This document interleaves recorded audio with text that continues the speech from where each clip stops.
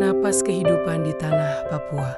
Jiti jimur bumi ketika cahaya pertama lahir. Papua membuka hari dengan sunyi yang sakral. Kabut turun perlahan dari bahu gunung, seolah alam sedang berdoa sebelum manusia terbangun dari mimpinya. Gunung-gunung berdiri tegak seperti leluhur tua. Puncaknya memeluk awan, kakinya mencium akar-akar hutan.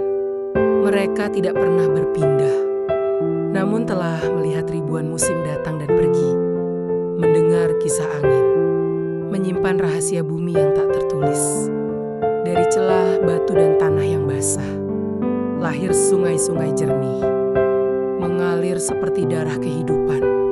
Airnya menyentuh setiap sudut hutan, memberi minum pada akar, memberi napas pada ikan, memberi harapan pada manusia. Sungai tidak pernah tergesa. Ia tahu tujuannya adalah laut, namun memilih menikmati perjalanan.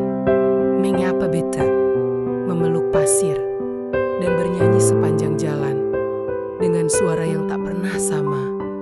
Di hutan Papua, cahaya matahari turun dalam potong kecil, menyelinap di antara daun raksasa, membuat tanah berkilau seperti dipenuhi doa.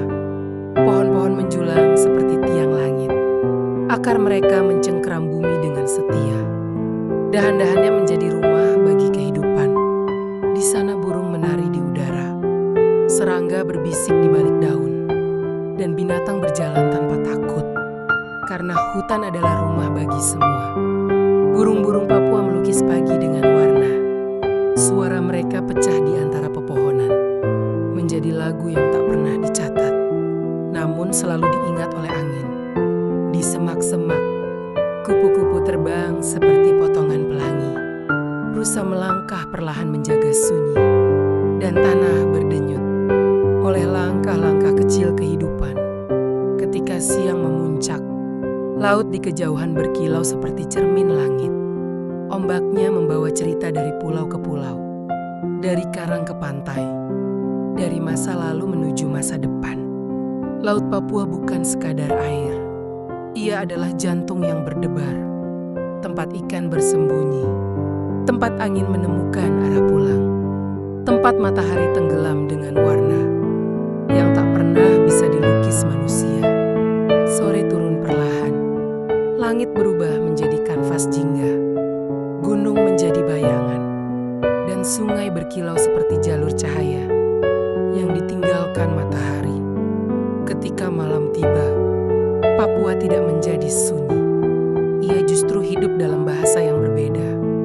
Jangkrik bernyanyi, angin berbisik di antara daun, dan bintang-bintang turun lebih dekat, seakan ingin menyentuh bumi.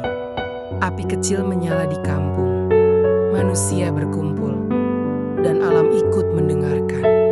Cerita yang diwariskan dari nenek moyang, tentang tanah yang harus dijaga, tentang sungai yang tak boleh dilukai, tentang gunung yang harus dihormati.